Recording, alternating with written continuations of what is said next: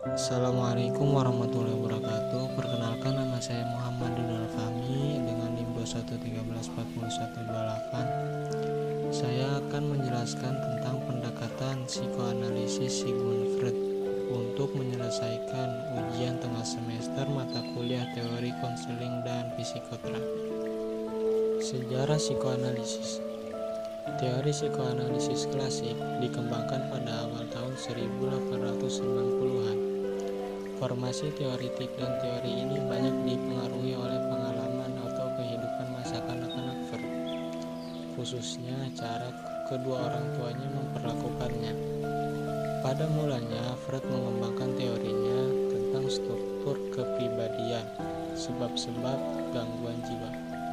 Sumbangan pemikiran Freud adalah konsep-konsepnya tentang kesadaran dan ketidaksadaran, yang merupakan dasar atau kunci untuk memahami tingkah laku dan masalah kepribadian. Dengan kepercayaannya bahwa sebagian besar fungsi psikologis terletak di luar kawasan kesadaran, maka sasaran terapi psikoanalitik adalah membuat motif-motif tidak sadar menjadi disadari.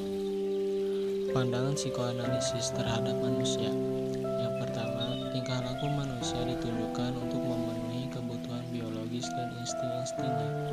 Yang kedua, tingkah laku manusia dikendalikan oleh pengalaman-pengalaman masa lampau. Yang ketiga, manusia bersifat tidak rasional, tidak sosial, dan destruktif terhadap dirinya dan orang lain. Libido mendorong manusia ke arah pencari kesenangan.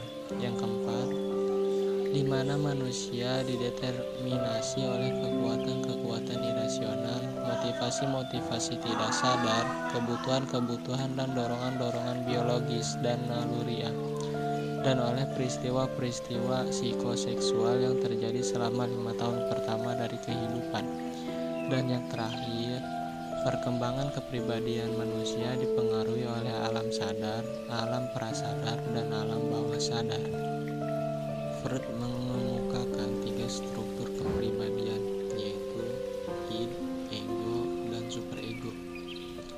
Id merupakan dorongan biologis yang berada dalam ketidaksadaran, yang beroperasi menurut prinsip kenikmatan. Struktur mental ini sudah ada sejak lahir. Ego adalah struktur pikiran yang beroperasi menurut prinsip kenyataan, yang mengemukakan pemikiran logika dan rasional. Ego timbul karena kebutuhan-kebutuhan organisme memerlukan transaksi-transaksi yang sesuai dengan dunia kenyataan objektif.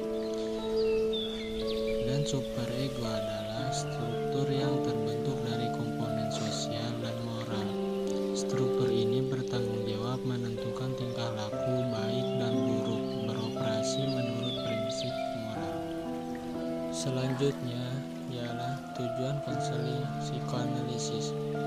Menurut Carroll, tujuan terapi psikoanalisis klasik adalah untuk membentuk kembali struktur karakter individu dengan cara merekonstruksi, membahas, menganalisa, dan menafsirkan kembali pengalaman-pengalaman masa lalu yang terjadi di masa kanak-kanak.